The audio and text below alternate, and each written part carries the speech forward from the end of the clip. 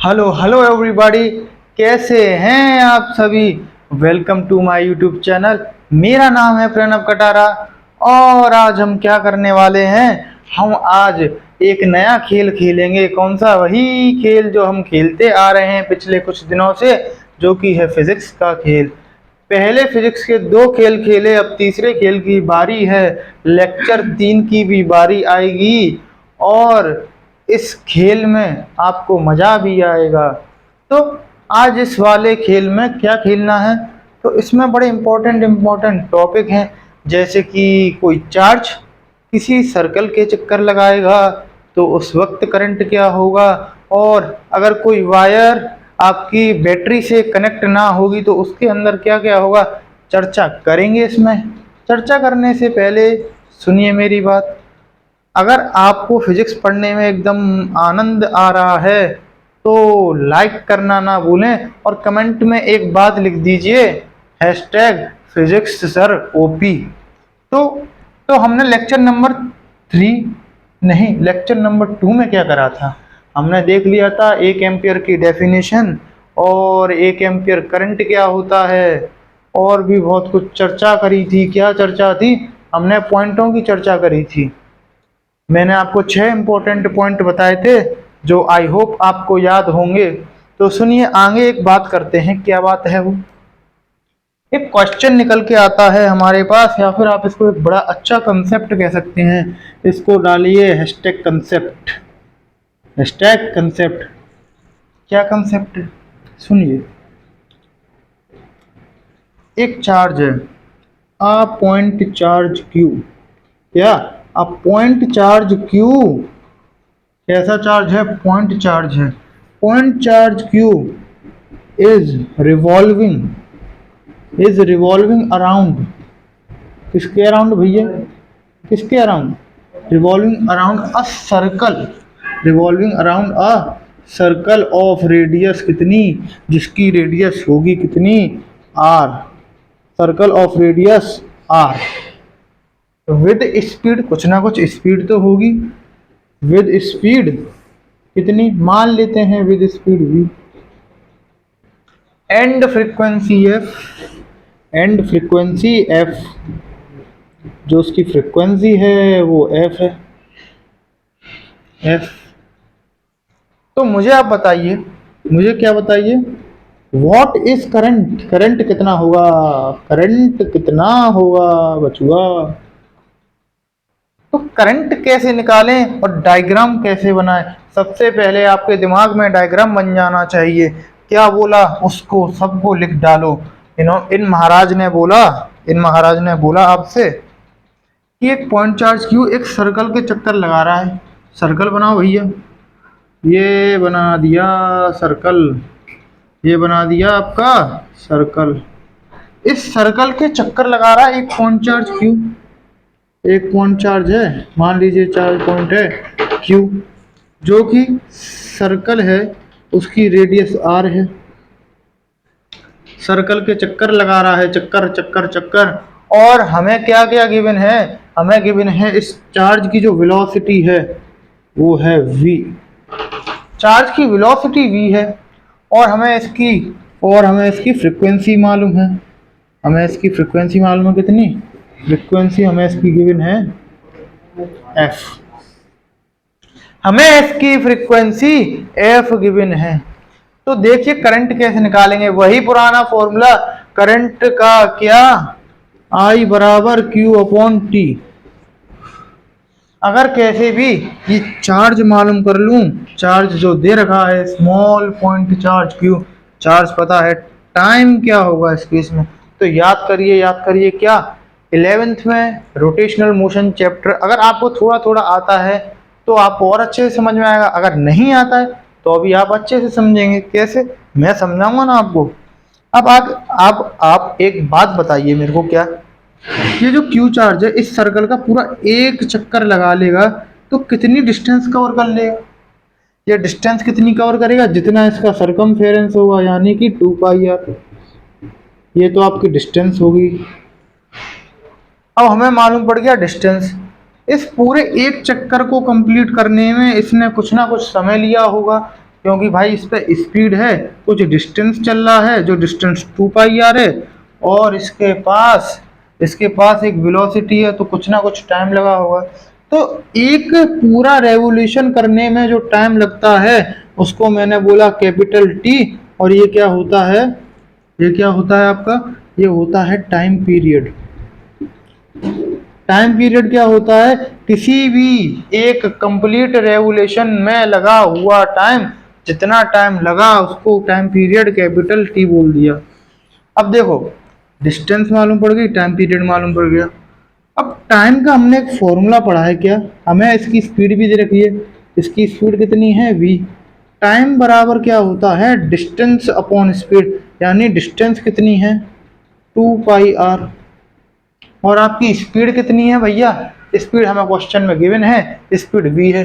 तो देखिए 2 pi are upon we, ये इसका टाइम पीरियड आ गया, यानी इतने टाइम में ये चक्कर काट लेगा इसका पूरा। अब करंट की बात आती है, तो करंट कैसे निकालें, तो देखो सब कुछ तो हम निकाल चुके हैं, करंट कैसे निकालें।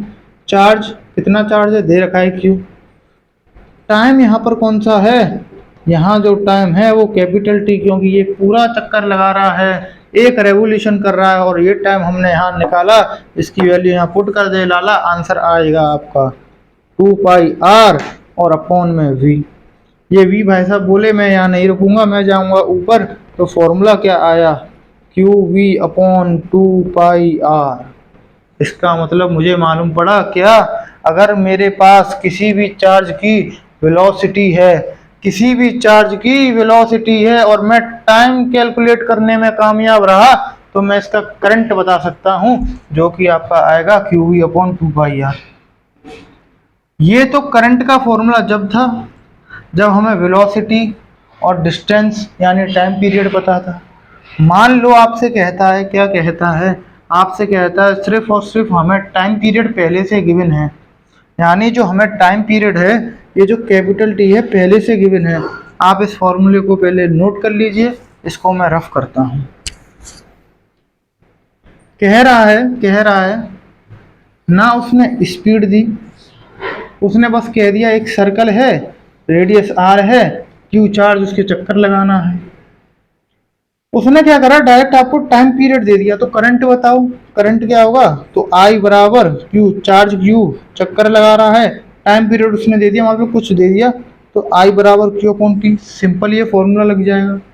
मान लो उसने टाइम पीरियड नहीं दिया, क्या दे दिया भैया, उसने दे दी फ्रीक्वेंसी एफ, उसने लाला फ्रीक्वेंसी एफ दे डाला, तो क्या होगा, क्या होगा, करंट कैसे निकालेंगे, तो आपको दिमाग के घोड़े दौड़ाने पड़ेंगे। क्या, हमें पता है, हमें पता है frequency is reciprocal of time period, यानी जो टाइम पीरियड है, एक सेकंड में जो टाइम पीरियड है, यानी कोई भी किसी भी चीज को एक सेकंड में जितनी बार वो रिपीट हो रही है उसको फ्रीक्वेंसी कहा, फ्रीक्वेंसी कहा। और फ्रीक्वेंसी हमें दे रखी है और हमें चार्ज पूछा है, तो हमें पता है टाइम की जो वैल्यू है वो 1/f हो जाएगी, या f की वैल्यू 1/t, तो t यहाँ भेजो, f यहाँ भेजो, तो f यहाँ आएगा लाला और t यहाँ आ जाएगा।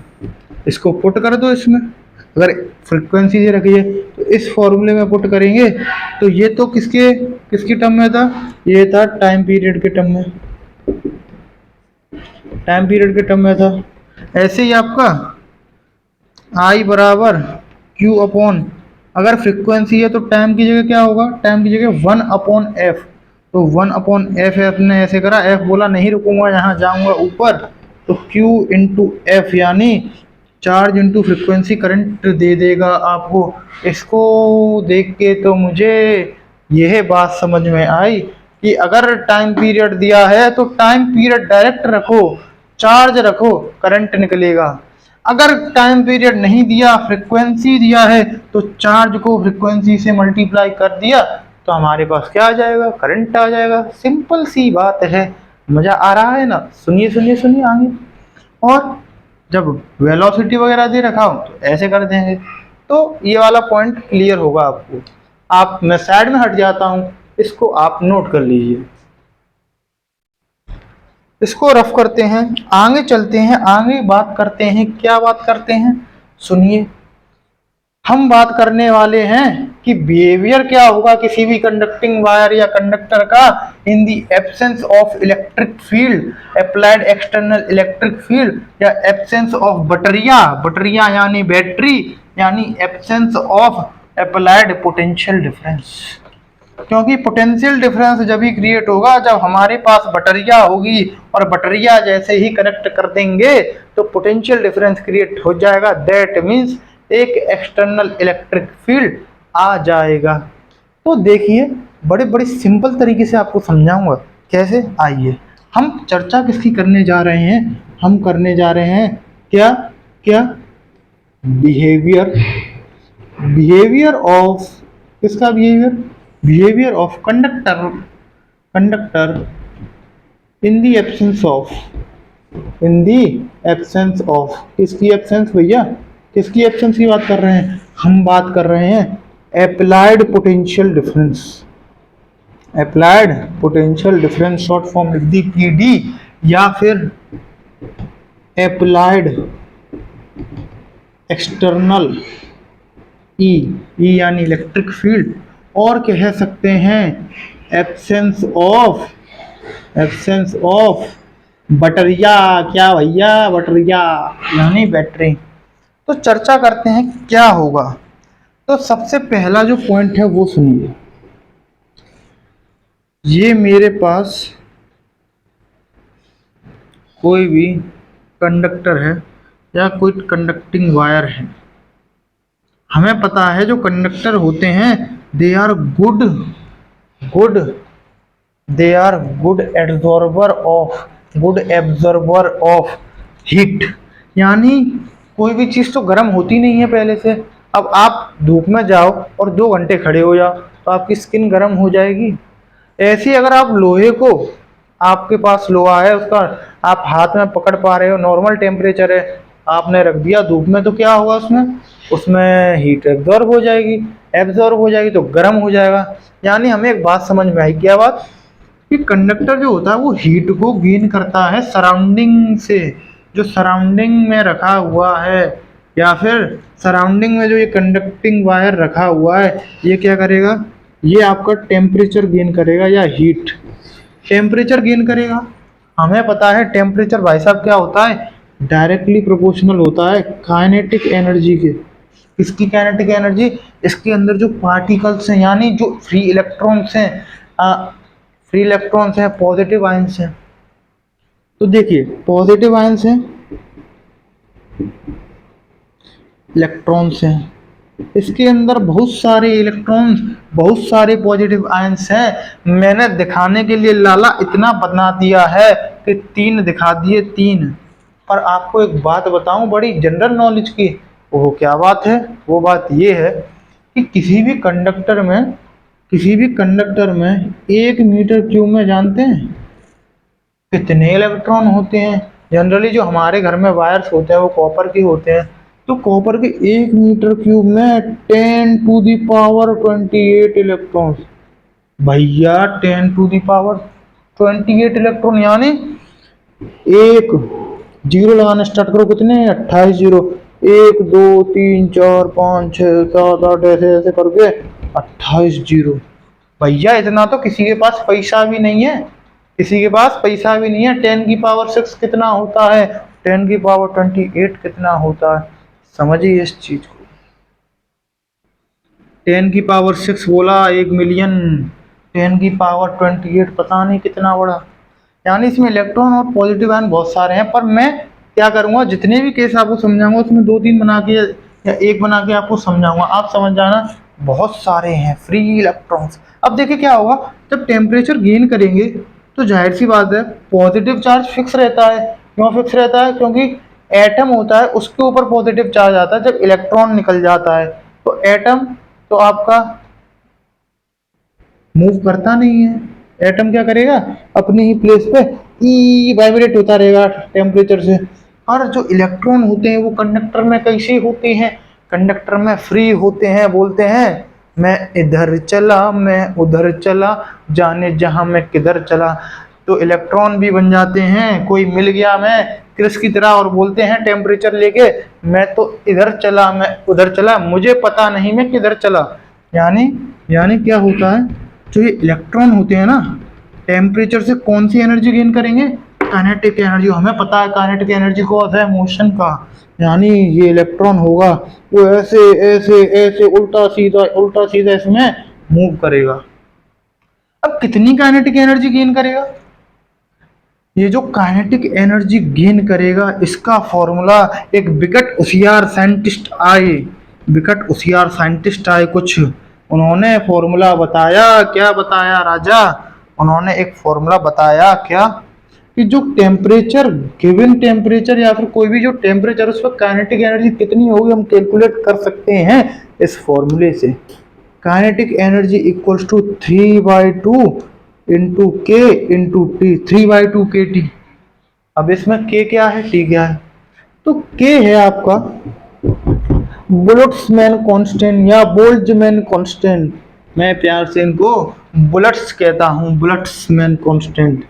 और जिसकी वैल्यू कितनी होती है भाई, इसकी वैल्यू होती है 1.3 10 की पावर 1.3 इंटू 10 की पावर -23 जूल पर केल्विन। अब जूल पर केल्विन देखो निकाल सकते हो, ये के है, टेम्परेचर को इधर ले जाओ, काइनेटिक एनर्जी की जूल, टेम्परेचर नीचे आया तो केल्विन, तो जूल पर केल्विन, यानी इसकी वैल्यू इतनी। टेम्परेचर है यहाँ पर टी, टी फॉर, यहाँ पर टी क्या है, टी आपका है यहाँ पर टेम्परेचर, ये आपका क्या है, टेम्परेचर है यहाँ पर। तो हमें पहला पॉइंट समझ में आया कि किसी भी सराउंडिंग मीडियम में जो कंडक्टिंग वायर रखा होता है या कंडक्टर रखा होता है, वो इलेक्ट्रॉन उसमें एनर्जी गेन करते हैं, बोलते हैं मैं बन गया शक्तिमान, मैं क्रिस की तरह इधर जाऊंगा उधर जाऊंगा, मेरे को नहीं पता पर मैं जाऊंगा जरूर, इधर से उधर घूमूंगा। दूसरे पॉइंट की चर्चा करने जा रहे हैं, क्या, जब जब जब आपका क्या होगा, दूसरे पॉइंट की चर्चा कर रहे हैं। दूसरा पॉइंट है थर्मल स्पीड। अब मेरे को एक बात बताइए, काइनेटिक एनर्जी यानी वो चल रहा है तो उसकी कुछ ना कुछ स्पीड होगी। स्पीड काय की वजह से आई, काइनेटिक एनर्जी की वजह से। काइनेटिक एनर्जी कहाँ से आई, सराउंडिंग मीडियम के टेम्परेचर से, और टेम्परेचर जहाँ भी आए थर्मल वर्ड लगाएं और जो स्पीड है उसको थर्मल स्पीड बोल दिया। समझ में आया ना, क्योंकि टेम्परेचर से रिलेटेड है काइनेटिक एनर्जी, उससे रिलेटेड है स्पीड। तो जो स्पीड गेन करी बाय सराउंडिंग मीडियम, किसने किसने, मैंने या तुमने या किसी और ने नहीं, जी हाँ ये करी थी इलेक्ट्रॉन ने। जो इलेक्ट्रॉन ने स्पीड गेन करी उसको कहा थर्मल स्पीड। थर्मल स्पीड कहा, कितनी होती है ये थर्मल स्पीड, तो हम कैलकुलेट आउट कर सकते हैं, कैसन कर सकते हैं भैया सुनो। हमें पता है काइनेटिक एनर्जी का फॉर्मूला होता है हाफ mv²।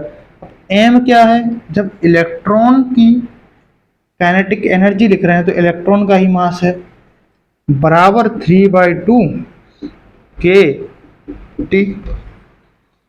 अब टेम्परेचर तो बहुत सारे हो सकते हैं, पर हमने क्या करा, हमें एक स्टैंडर्ड चाहिए होता है। तो फिजिक्स में वो स्टैंडर्ड टेम्परेचर क्या होता है, वो होता है आपका 27 डिग्री सेल्सियस या फिर 300 केल्विन, या फिर 300 केल्विन।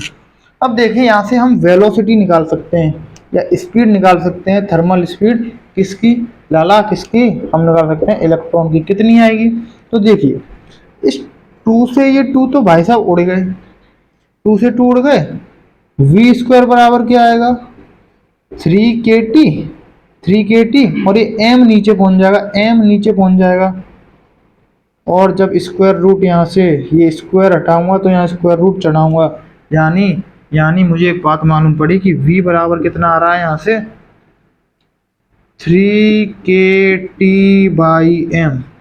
अब निकालते हैं स्पीड कि 300 केल्विन पे स्टैंडर्ड टेम्परेचर पे जो इलेक्ट्रॉन होता है आखिर उसकी स्पीड होती कितनी है। तो मेरे साथ आइए फॉर्मूला पुट करते जाइए और स्पीड जाके हम बताते हैं कितनी है। 3 के की value Boltzmann constant 1.3 10 power -23 temperature कितना है, वही वही वही 300 केल्विन। अब केल्विन में क्यों रख रहे हैं, क्योंकि जो हमने ये वैल्यू रखी है बोल्ट्जमैन कांस्टेंट की, उसमें केल्विन में है, जूल पर केल्विन में है ये वैल्यू। एम, अब एम किसका, एम होगा यहाँ पर इलेक्ट्रॉन का, क्योंकि उसी की वेलोसिटी बता रहे हैं, उसी की काइनेटिक एनर्जी लिखी थी। तो इसका मास कितना होता है, आपको याद होगा 9.1 10 पावर माइनस 31 किलोग्राम्स। अब ये जो इतना माल पानी है, इसको सोल्व करके क्या आएगा जानी, इसको सोल्व करके आ जाएगा v बराबर 10⁵ मीटर पर सेकंड। और मुझे मालूम है, क्या पता है भैया मुझे, 10⁵ को मैं दो हिस्सों में तोड़ रहा हूँ, 10⁵2 इंटू 10⁵3 मीटर पर सेकंड। अब 10⁵3 मीटर कितना होता है, 1 किलोमीटर। 1 किलोमीटर में 1000 मीटर होते हैं, और 1000 मीटर को 1 किलोमीटर लिख सकता हूँ, यानी ये 10⁵3 मीटर को किलोमीटर लिखा, इतने हिस्से को हटाया और किलोमीटर लिख दिया भाया, किलोमीटर पर सेकंड। यानी 10⁵2 कितना होता है, 100 किलोमीटर पर सेकंड। अरे भाई साहब, मैंने कहा इतना तेज है इलेक्ट्रॉन।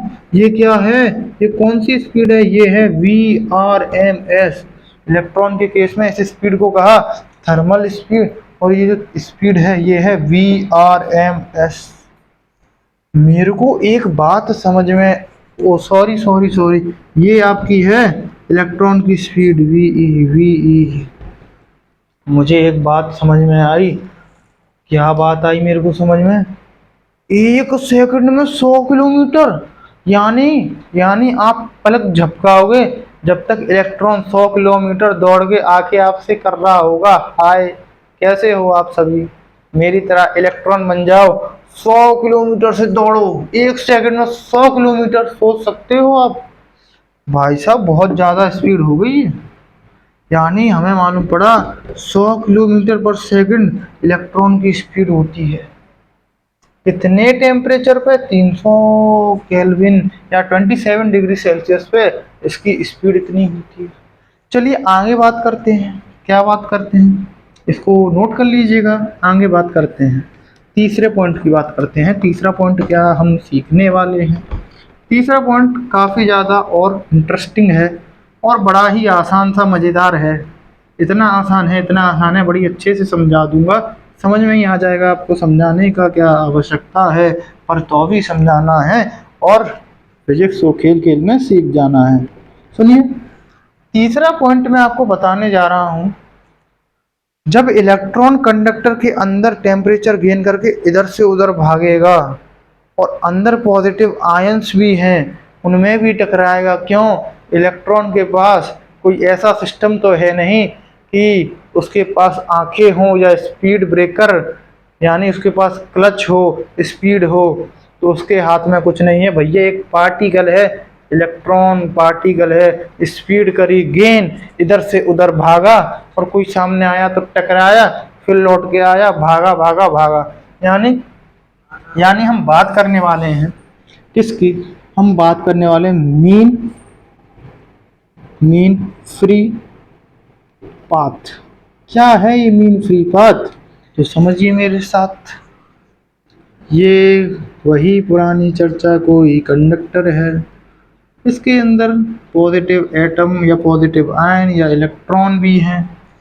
तो क्या होता है, ये मान लीजिए आपका इलेक्ट्रॉन है, इलेक्ट्रॉन क्या करेगा, इलेक्ट्रॉन चलेगा, टेम्परेचर गेन करेगा, टेम्परेचर से काइनेटिक एनर्जी बढ़ेगी, स्पीड से चलेगा, तो क्या होगा, यहाँ पर बहुत सारे पॉजिटिव आयंस होंगे, बहुत सारे, इलेक्ट्रॉन भी बहुत सारे हैं। पर एक इलेक्ट्रॉन को देखिए, ये इलेक्ट्रॉन मान लो ये चला, इससे टकरा के ये इधर आया, फिर इससे टकराया, फिर इधर आया, ऐसे ये बहुत बार टकराएगा। ये क्या करेगा, ये बहुत बार टकराएगा, ये फिर चलेगा टेढ़ा मेढ़ा, ऐसे करके इलेक्ट्रॉन आपका चल रहा होगा। ये जितनी बार टकराया, उस टकराने में कुछ ना कुछ इसने डिस्टेंस कवर करी होगी, और जो डिस्टेंस इसने दो टकराव के बीच में, ये जो डिस्टेंस है, यानी distance covered by electron between two successive collision या two consecutive collision is known as free path, not mean free path, क्योंकि मीन का तो अर्थ होता है एवरेज। इसको भी समझाऊंगा, पहले सुनिए। इसको हमने डिनोट कर दिया मीन फ्री पाथ को लेमडा से। अब सुनिए, मान लो यहाँ से यहाँ तक इससे टकराया, फिर यहाँ आया, यहाँ से यहाँ तक टकराव में जो इसने डिस्टेंस कवर करी उसे मैंने बोला फ्री पाथ, और मान लो लेमडा 1 करा। ऐसे ही यहाँ से यहाँ टकराया और ये डिस्टेंस कवर करी, मान लो लेमडा 2। ऐसे ही ये लेमडा 3, यहाँ से यहाँ ये लेमडा 4। ऐसे ही ये क्या करेगा, बहुत बार टकराएगा, क्योंकि इलेक्ट्रॉन की स्पीड कितनी है, 100 किलोमीटर पर सेकंड। टकराता रहेगा, बहुत बार टकराता रहेगा, रुकेगा ही नहीं ये। क्यों? क्योंकि टेम्परेचर तो मिलता जा रहा है, काइनेटिक एनर्जी बढ़ती जा रही है, काइनेटिक एनर्जी, स्पीड बढ़ती जा रही है। तो सुनिए, हमें पता नहीं कितनी डिस्टेंस इसने टोटल ट्रेवल करी, तो हम एक एवरेज निकालते हैं। किनका एवरेज? दो सक्सेसिव कोलाइजन के बीच में हर बार जितनी डिस्टेंस ट्रेवल करी उसका एवरेज, यानी हम निकालते हैं मीन फ्री पाथ या एवरेज डिस्टेंस या एवरेज फ्री पाथ। तो कैसे निकालते हैं एवरेज? बचपन में आपने पढ़ा होगा कैसे निकालते हैं एवरेज। एवरेज ऐसे निकालते हैं, कैसे? इन सबको डिस्टेंसों को ऐड करेंगे। क्या करेंगे? Add lambda 1 plus lambda 2 plus lambda 3, ऐसे कर कर करके प्लस लेमडा n। मान लो बहुत सारी डिस्टेंस इसने कवर करी, डिवाइड कर देंगे। जितने ही ऊपर प्लस करते हैं उतने से ही नीचे डिवाइड। ये n बार प्लस करा तो n बार डिवाइड कर दिया। यानी मुझे एक बात मालूम पड़ दी। क्या पड़ दी है बात? n है आपका नंबर ऑफ कोलाइजन। जितनी बार ये टकराएगा उतना है नंबर ऑफ कोलाइजन, और जितनी बार टकराएगा उतनी बार कुछ ना कुछ डिस्टेंस ये कवर करेगा। तो देखिए, मीन फ्री पाथ आपको समझ में आया। फ्री पाथ होता है दो सक्सेसिव कोलाइजन के बीच में। इन सारे सक्सेसिव कोलाइजन के बीच में जो डिस्टेंस है उसका मीन निकाल लिया, मीन फ्री पाथ कर दिया। कितना चूरन चटनी था, इतना चूरन चटनी सवाल जिंदगी में नहीं देखा। तो आगे हम देखते हैं अब क्या देखने वाले हैं। सुनिए सुनिए सुनिए। जैसे ही मीन फ्री पाथ मेरे दिमाग में आया, मैंने कहा इसके पास थी थर्मल स्पीड, इसने डिस्टेंस ट्रेवल करी, तो मेरे को एक बात मालूम पड़नी चाहिए, तुरंत दिमाग में आनी चाहिए, दिमाग की बत्ती जलनी चाहिए। कैसे? जैसे पतलू बोला, आइडिया। क्या आइडिया? ये टेम्परेचर से स्पीड है, कुछ ना कुछ डिस्टेंस ट्रेवल कर रहा है, तो भैया कुछ ना कुछ टाइम तो लगा होगा ना जानी। जानी वही टाइम को हम बताते हैं। उस टाइम को क्या कहते हैं? सुनिए, ये नोट कर लीजिए। अब टाइम की चर्चा कर रहे हैं। किसकी? टाइम की। ये वही कहानी है टाइम की, इसकी चर्चा कर रहे हैं। सुनिए, हम बात करने वाले हैं आपकी चौथे पॉइंट की। चौथा पॉइंट क्या है? Relaxation time.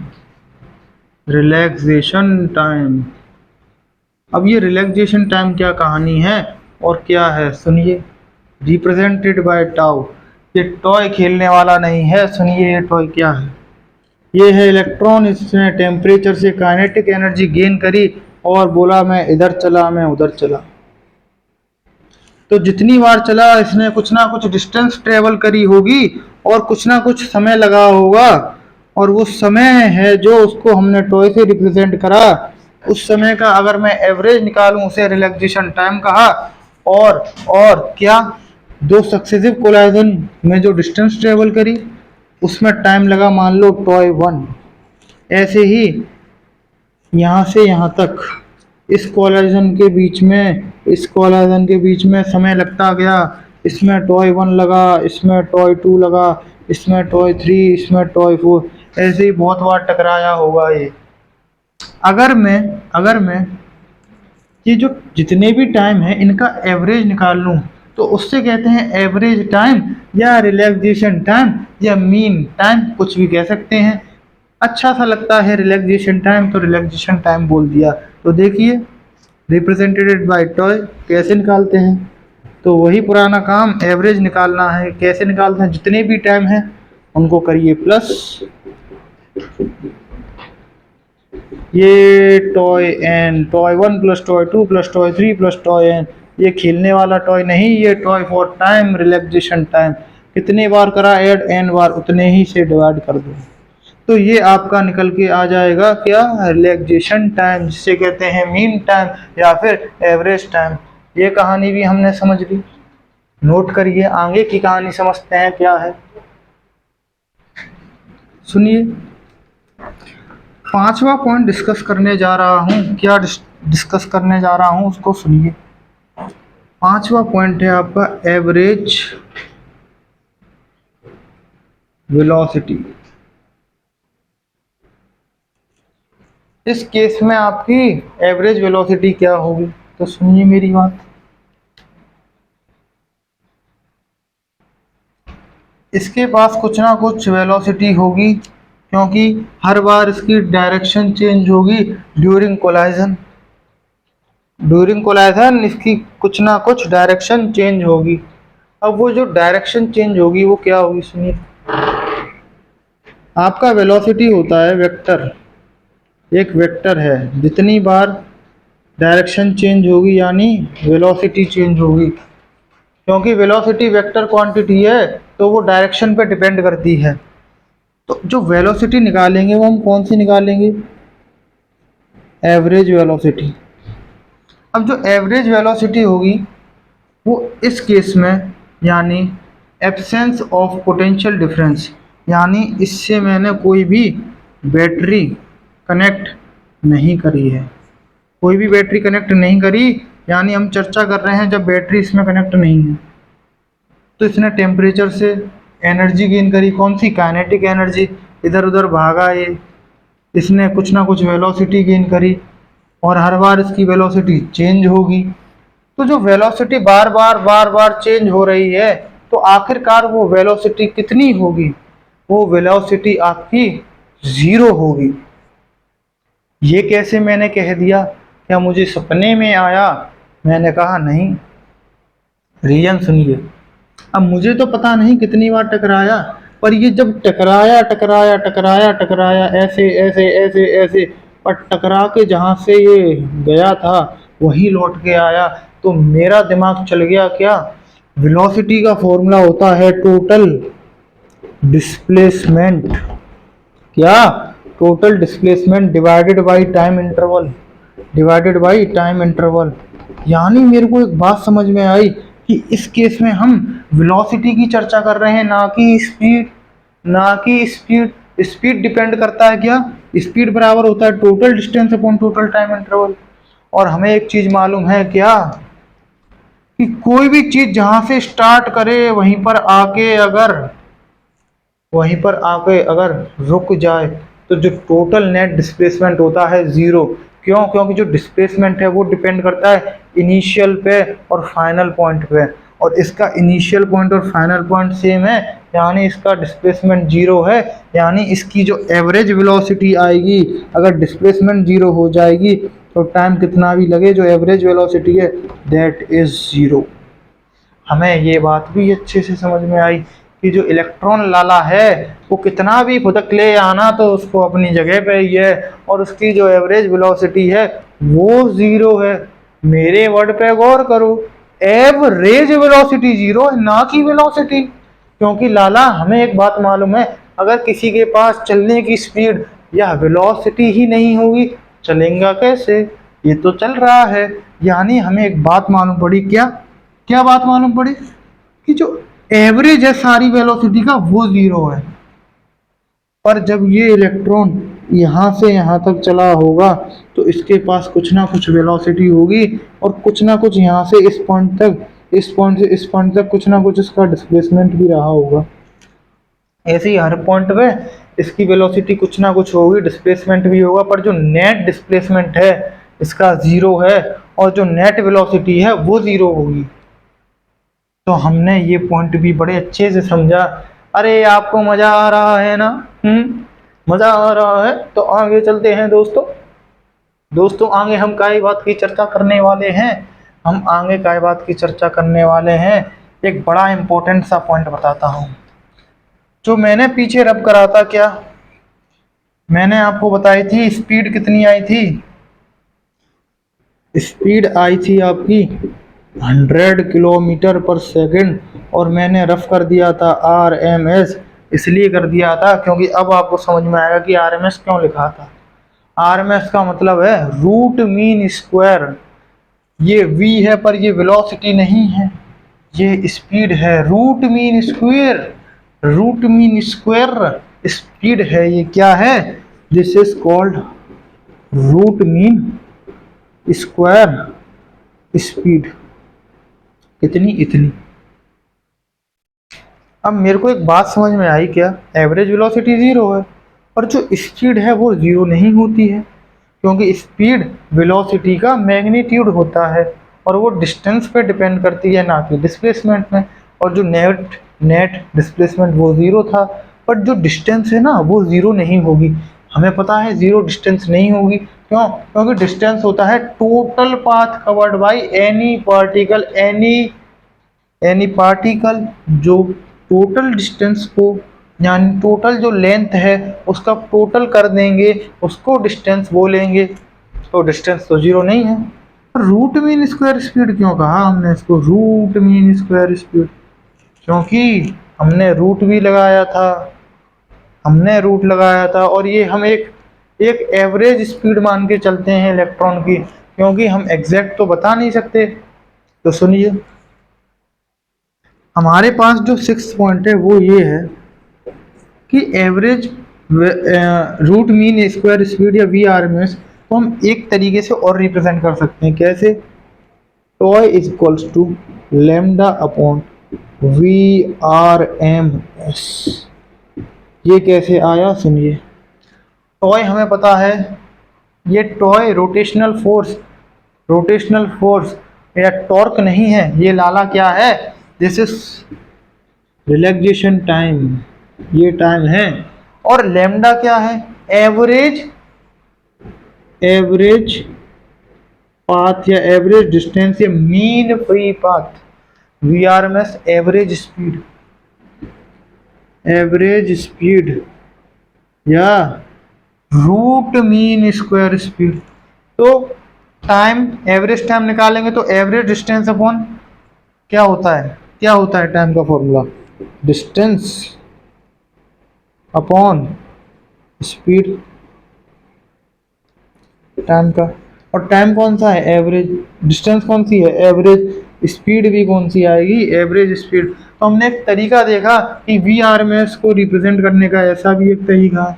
तो ये जो behaviour of conductor in the absence of any applied potential difference या एक्सटर्नल अप्लाइड इलेक्ट्रिक फील्ड या फिर एब्सेंस ऑफ बटरिया में, तो जो पॉइंट थे हमने सारे डिस्कस कर लिए। आई होप बड़ा मज़ा आ रहा होगा। मज़ा आ रहा है तो इसको रफ कर देते हैं और आगे की चर्चा हम करने वाले हैं।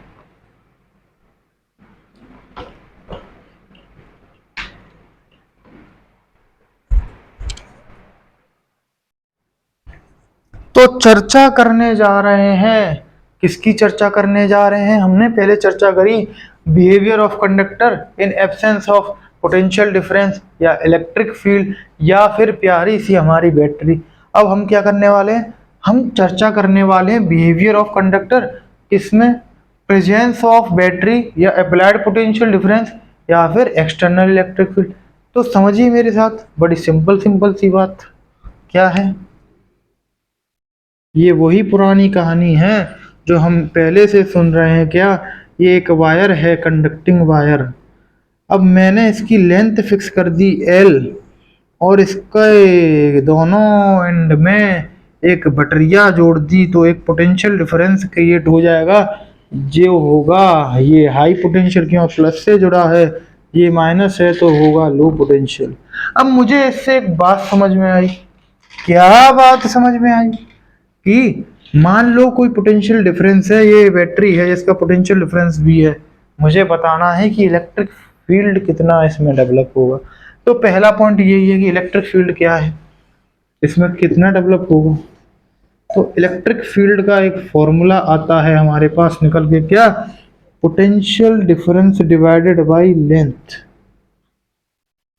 ये formula electrostatic potential and capacitance में हमने कुछ इस तरीके से देखा था, dV अपॉन dx या फिर dV अपॉन dr, जिसमें से मैंने क्या करा, इसको लिख दिया सिंपली V अपॉन L, यानी जिन दो पॉइंटों का ये पोटेंशियल डिफरेंस है, जिन दो पॉइंटों का ये पोटेंशियल डिफरेंस है, उन दोनों पॉइंट के बीच की ये लेंथ है। तो V अपॉन L करा तो इलेक्ट्रिक फील्ड आ गया। तो पहला पॉइंट सिर्फ इतना सा था कि कोई भी L लंबाई की वायर जिसका पोटेंशियल डिफरेंस भी इलेक्ट्रिक फील्ड कितना होगा, तो होगा V अपॉन L। पहला पॉइंट क्लियर है। आगे चलते हैं, बात करने जा रहे हैं दूसरे पॉइंट की। दूसरा पॉइंट बड़ा ही रिलेटेड है इलेक्ट्रिक फील्ड से। क्या है दूसरा पॉइंट, तो सुनिए। हमें क्या पता है, इलेक्ट्रिक फील्ड जब भी डेवलप होगा उसमें अगर कोई भी चार्ज पार्टिकल मैंने डाला तो लाला उस पर क्या लगेगा, उस पर एक फोर्स लगेगा। फोर्स कितना लगता है हमें पता है, F बराबर QE। अब डिपेंड करता है कि उस पार्टिकल पे फोर्स इलेक्ट्रिक फील्ड की डायरेक्शन में ही लगेगा या इलेक्ट्रिक फील्ड की अपोजिट डायरेक्शन में लगेगा। क्वेश्चन पता है उसके साइन से या उसके चार्ज के, अगर हमें पता हो कि नेगेटिव है या पॉजिटिव तो मालूम पड़ जाएगा। अगर आपका चार्ज हुआ नेगेटिव तो इलेक्ट्रिक फील्ड में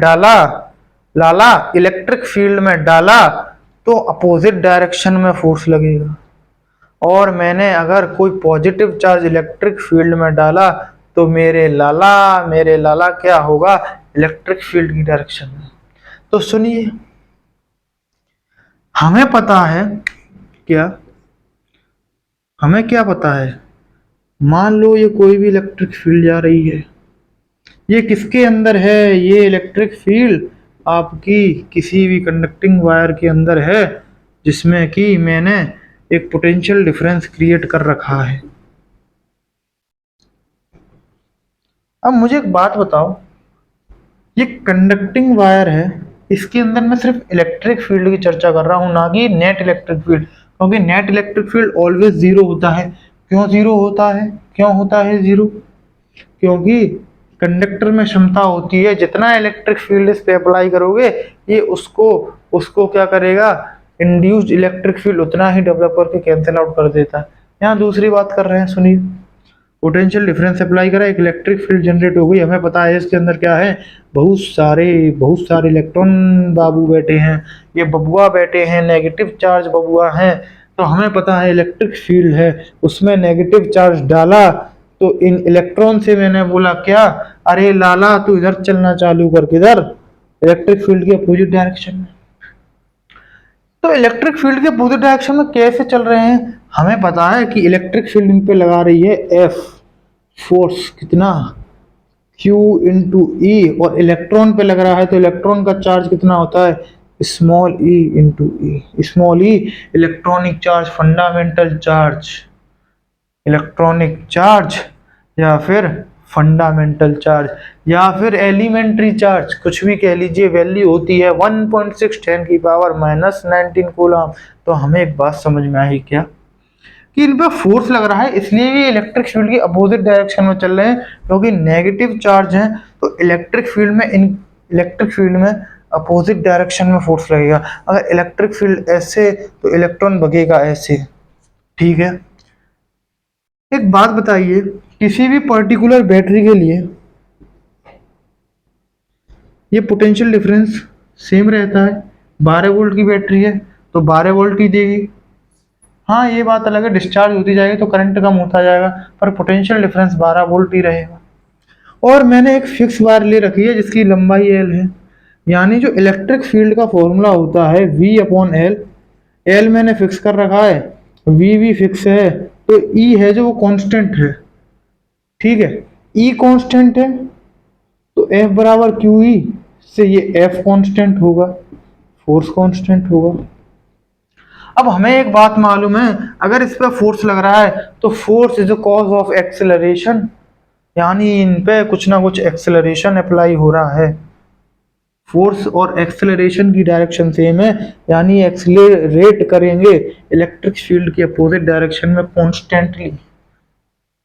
पर वास्तव में इन पे जो एक्सेलरेशन होता है वो क्या वास्तव में एक्सेलरेशन अप्लाई होता है, आगे करेंगे, चर्चा करेंगे।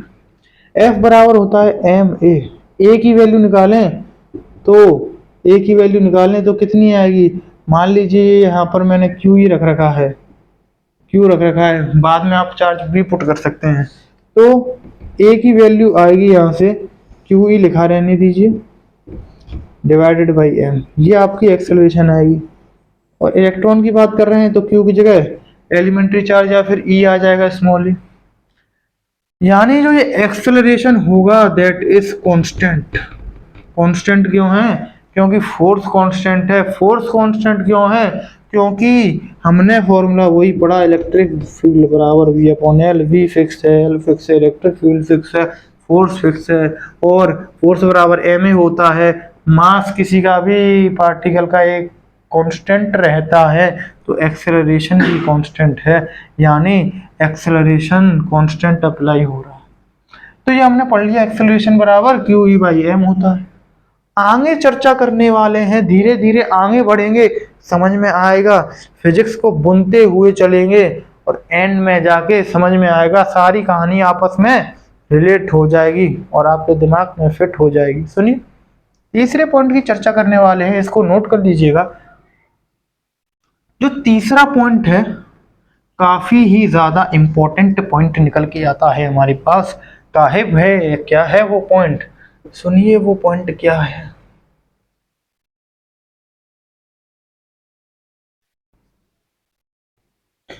वो पॉइंट ये है, हमने एब्सेंस में बात करी थी, एब्सेंस में हमने क्या बात करी थी कि इलेक्ट्रॉन होते हैं ना, उनके पास एक वेलोसिटी होती है। क्या होती है, वेलोसिटी। उस वेलोसिटी को हमने कहा था VRMS।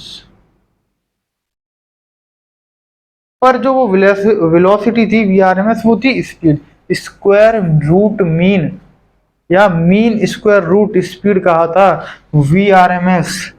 VRMS VRMS रूट मीन स्क्वायर स्पीड कहा था इस पूरे टर्म को।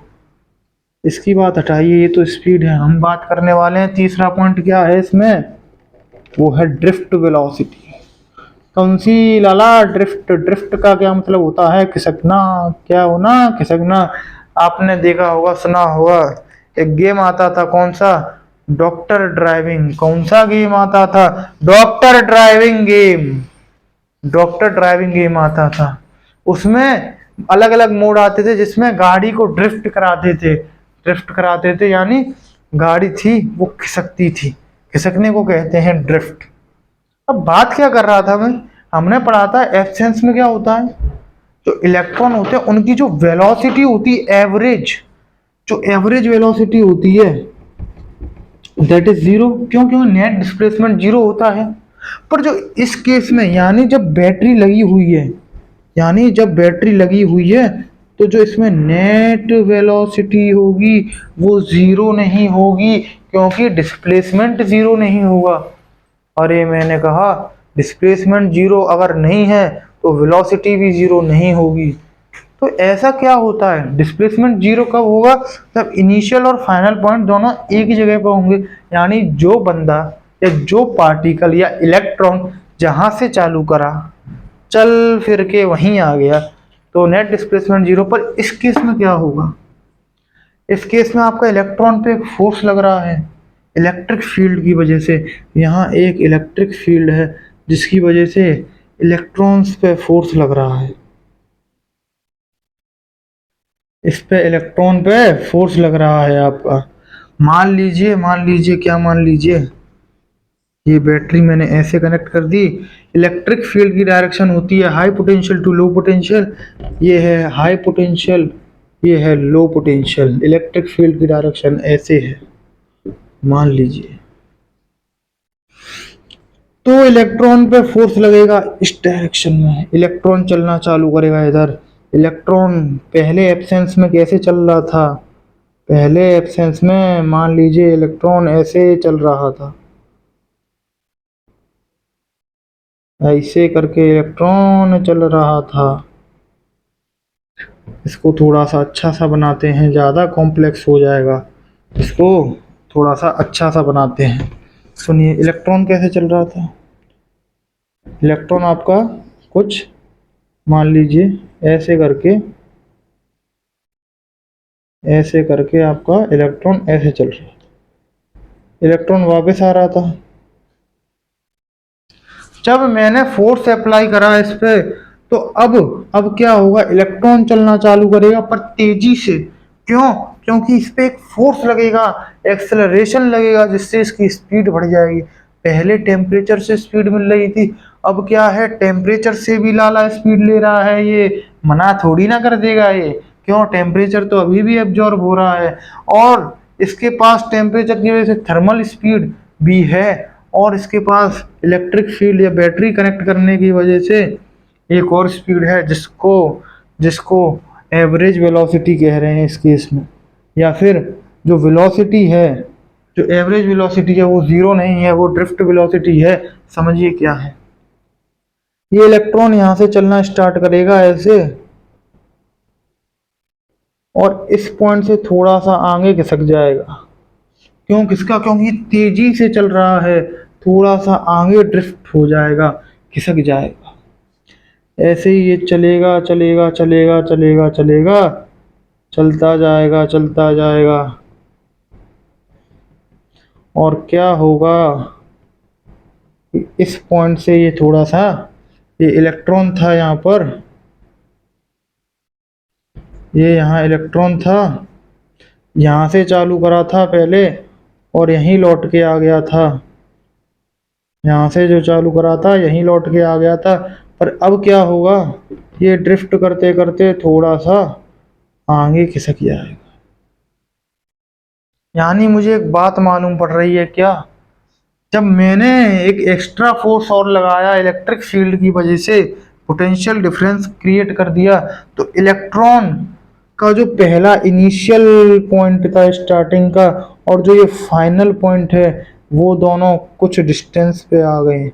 यानी जो नेट डिस्प्लेसमेंट है वो जीरो नहीं होगा, इनिशियल और फाइनल पॉइंट के बीच में थोड़ी सी डिस्टेंस है, यानी कुछ डिस्प्लेसमेंट है। तो इस केस में जो वेलोसिटी है वो जीरो नहीं है। ये किसकी बात थी? एब्सेंस की। अब average velocity is not zero, Lala is not zero, ये प्रेजेंस की बात। अब क्या होगा, इलेक्ट्रॉन तो बहुत सारे होंगे, बहुत सारे इलेक्ट्रॉन होंगे इसमें, सब ड्रिफ्ट करेंगे, सबके पास एवरेज वेलोसिटी कुछ ना कुछ होगी, कुछ ना कुछ होगी। और जिस वेलोसिटी से ड्रिफ्ट कर रहे हैं, नाम दिया ड्रिफ्ट वेलोसिटी, क्योंकि एक्सेलरेशन कांस्टेंट है, वेलोसिटी बढ़ेगी बढ़ेगी बढ़ेगी। वेलोसिटी पहले से तो कुछ ना कुछ ज़्यादा ही होगी, यानी इलेक्ट्रॉन अपनी इनिशियल पॉइंट से थोड़ा सा ड्रिफ्ट होगा। ऐसे ही ये प्रोसेस होता रहेगा, ये ड्रिफ्ट होता रहेगा। और हमने एक बात सीखी यहाँ से, कि जो इलेक्ट्रॉन है ना, वो कभी भी सीधे पाथ पे नहीं चलता है। दिस इज द टेढ़ा मेढ़ा खाया है ना, जो तेरा है वो मेरा है। पर यहाँ पर बात हम दूसरी कर रहे हैं। देखिए, टेढ़ा मेढ़ा पाथ ये ट्रेवल कर रहा है, स्ट्रेट पाथ नहीं कर रहा। क्यों? क्योंकि भैया ये टकरा भी तो रहा है। यहाँ बहुत सारे आयंस भी हैं, इलेक्ट्रॉन्स भी हैं, टक्कर होती हैं तो चेंज होता रहता है। टेढ़ा मेढ़ा पाथ ये कवर करता है। आगे सुनिए, अब ये ड्रिफ्ट वेलोसिटी हम निकाल कैसे सकते हैं? आखिरकार ये ड्रिफ्ट वेलोसिटी कैसे निकलेगी लाला, कैसन निकलेगी, कैसन निकलेगी? सुनिए, हमें पता है, हमने दिमाग लगाया, हमने क्या देखा, एक्सेलरेशन कैसा था, कांस्टेंट। अरे रे रे, इससे मेरे को तो कुछ याद आ रहा है। जब एक्सेलरेशन कांस्टेंट होता है तो कुछ तीन मैजिकल इक्वेशन ध्यान आनी चाहिए आपको। कौन सी? S equals to u t plus half a t square, v square minus u square equals to two a s, और v बराबर u प्लस ए टी। अरे मैंने कहा मुझे तो एक बात समझ में आई। क्या? मुझे एक बात ये समझ में आई कि अगर एक्सेलरेशन कांस्टेंट, तो मैं वेलोसिटी निकाल सकता हूँ इस वाली इक्वेशन को यूज करके। कैसे कैसे कैसे सुनिए। जब हमने एब्सेंस में एवरेज वेलोसिटी निकाली थी, एवरेज वेलोसिटी निकाली थी, तो u1 plus u2 plus u3, वहाँ मैंने v1 v2 कहा था, तो मान लीजिए u1 u2 u3 यानी इनिशियल थी, ऐसे करके un तक गए थे, divided by n, average velocity. अब क्या होगा? अब क्या होगा जब मैंने वहां v लिखी थी, तो एक बात समझिए, एक बात समझिए। क्या? जब इलेक्ट्रॉन टेम्परेचर से गेन कर रहा था एनर्जी, तब उसके पास एक वेलोसिटी थी जिसे थर्मल वेलोसिटी या थर्मल स्पीड कहा था। इस केस में इलेक्ट्रॉन के पास काइनेटिक एनर्जी की वजह से थर्मल स्पीड भी है, थर्मल वेलोसिटी या स्पीड है, और क्या है इसके पास? इसके पास एक ड्रिफ्ट वेलोसिटी भी है, जिसे जिसे जिसे वीडी से रिप्रेजेंट करा जाता है। अब ड्रिफ्ट वेलोसिटी का मुझे फॉर्मूला निकालना है, तो कैसे निकालूं भैया? कैसे निकालूं? मुझे पता है एक्सेलरेशन कांस्टेंट है, तो v बराबर u प्लस ए टी का यूज करना है। कैसे यूज करना है? मान लीजिए क्या क्या जब एक्सेलरेशन, एब्सेंस की बात कर रहा हूँ, एब्सेंस की, जब कोई इलेक्ट्रिक फील्ड नहीं था, कोई बैटरी नहीं थी, तब क्या था? एक्सेलरेशन तो था ही नहीं। क्यों? क्योंकि इलेक्ट्रिक फील्ड नहीं था। इलेक्ट्रिक फील्ड नहीं था तो इलेक्ट्रॉन पे कोई फोर्स नहीं लग रहा था, यानी फोर्स कॉज होता है एक्सेलरेशन का, एक्सेलरेशन नहीं था भैया। ये बात तो समझ में आ गई। तो एक्सेलरेशन बात कर रहे हैं ये एब्सेंस की। एक्सेलरेशन कैसा था आपका? जीरो, तो ये इतना वैल्यू जीरो, यानी जो v था वही u आ गया। ठीक है, तो वहां मैंने v लिखा था, उससे कोई लेना देना नहीं है। यहाँ देख लीजिए, ये u1 u2 u3 thermal speed है। तो अब क्या होगा? जो फाइनल फाइनल जो वेलोसिटी आ रही है, एवरेज वेलोसिटी जो आ रही है, वो जीरो नहीं होगी। वो कितनी होगी? वो कितनी होगी लाला? वो कितनी होगी? एवरेज वेलोसिटी या फिर ड्रिफ्ट वेलोसिटी पहले कितनी थी? पहले एब्सेंस में काइनेटिक एनर्जी की वजह से u थी, और कुछ ना कुछ आ गई थी वेलोसिटी इलेक्ट्रिक फील्ड के लगने की वजह से, मान लीजिए v आ गई थी। तो ये जो टोटल वेलोसिटी है कुछ ना कुछ अलग होगी, अलग होगी। अब देखिए ड्रिफ्ट वेलोसिटी की निकालते हैं हम। कैसे निकालेंगे? v बराबर u plus a T. Average velocity कितनी होगी तो हम निकाल सकते हैं, हमें पता है एक्सेलरेशन कांस्टेंट है, तो फॉर्मूला यूज करेंगे v बराबर u प्लस ए टी, और ये ड्रिफ्ट वेलोसिटी का फॉर्मूला हम निकालेंगे। जो एवरेज वेलोसिटी है इसका फॉर्मूला हम निकालेंगे। कैसे निकालेंगे? सुनिए बात, सुनिए मेरी बात सुनिए। u plus a T average निकाल रहे हैं, तो बात सुनिएगा। u1 plus a toy one, toy क्यों है? क्योंकि इस केस में जब एवरेज निकालते हैं तो रिलैक्सेशन टाइम लिखते हैं, जो कि टॉय से रिप्रेजेंट करा था, मैंने आपको बताया था। तो पहले ये वेलोसिटी थी, इतनी वेलोसिटी थी, एवरेज या ड्रिफ्ट वेलोसिटी इतनी थी पहले, ये टोटल लिखिए। फिर ऐसे ही u2 plus a tau two, फिर ये होगी दूसरी एवरेज वेलोसिटी। ऐसे ही होती जाएंगी, कहाँ तक होती जाएंगी? u3 plus a toy three, और plus dash dash dash plus un plus a toy n, और इनका एवरेज है सबका, क्योंकि एवरेज स्पीड ही तो लिख रहे हैं n। अब देखिए ड्रिफ्ट वेलोसिटी में कैसे निकालूंगा, समझिए मेरे साथ। जो u1 u2 u3 हैं, इनको अलग लिखिए। u1 plus u2 plus u3 plus ऐसे ऐसे un, ये अलग लिखा।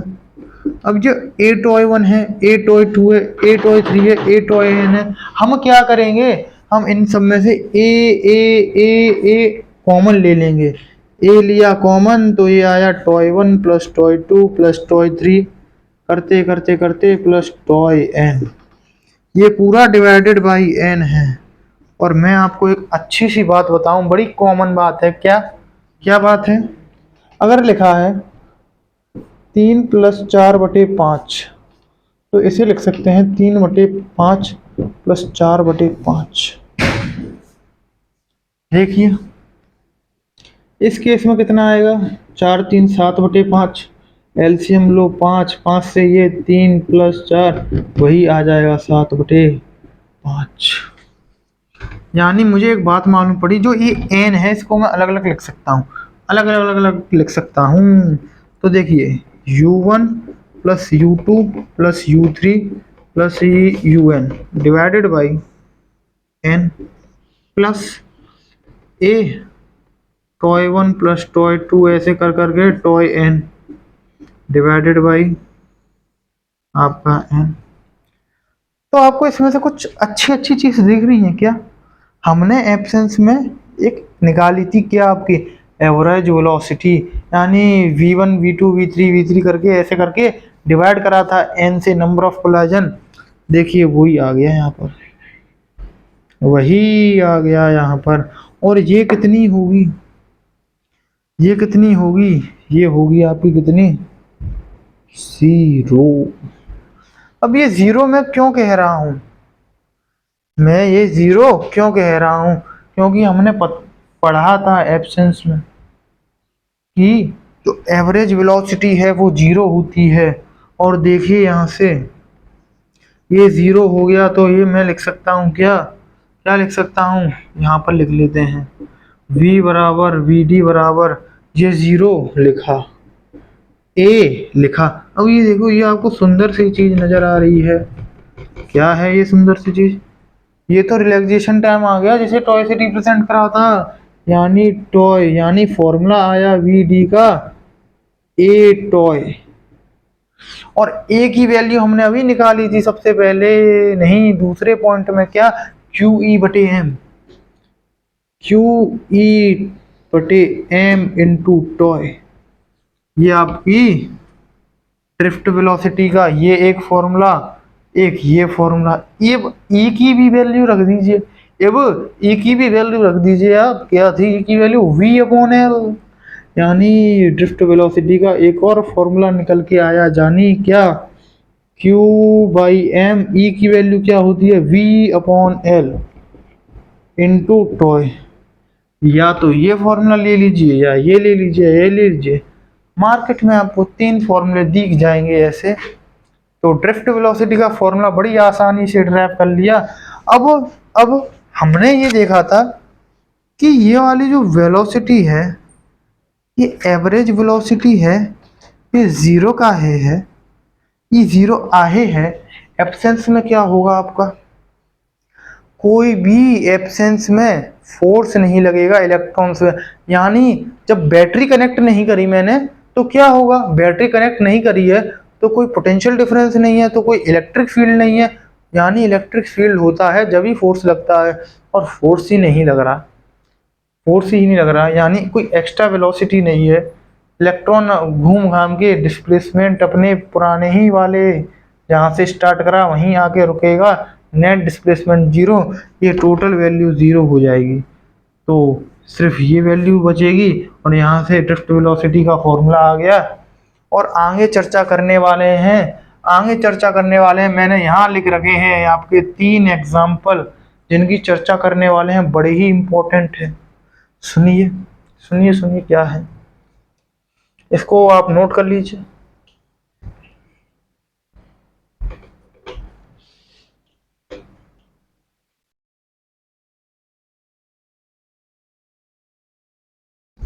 ड्रिफ्ट वेलोसिटी आपकी होती कितनी है, इलेक्ट्रॉन इतने सारे इलेक्ट्रॉन क्या करते हैं, ड्रिफ्ट होते हैं धीरे धीरे, इलेक्ट्रॉन आपके धीरे धीरे ड्रिफ्ट होते हैं। मान लो ये बैटरी से कनेक्ट है, प्लस माइनस, इलेक्ट्रॉन पहले तो टेढ़ा मेढ़ा पार्ट ऐसे ऐसे ऐसे करके कवर करके यहाँ आते हैं।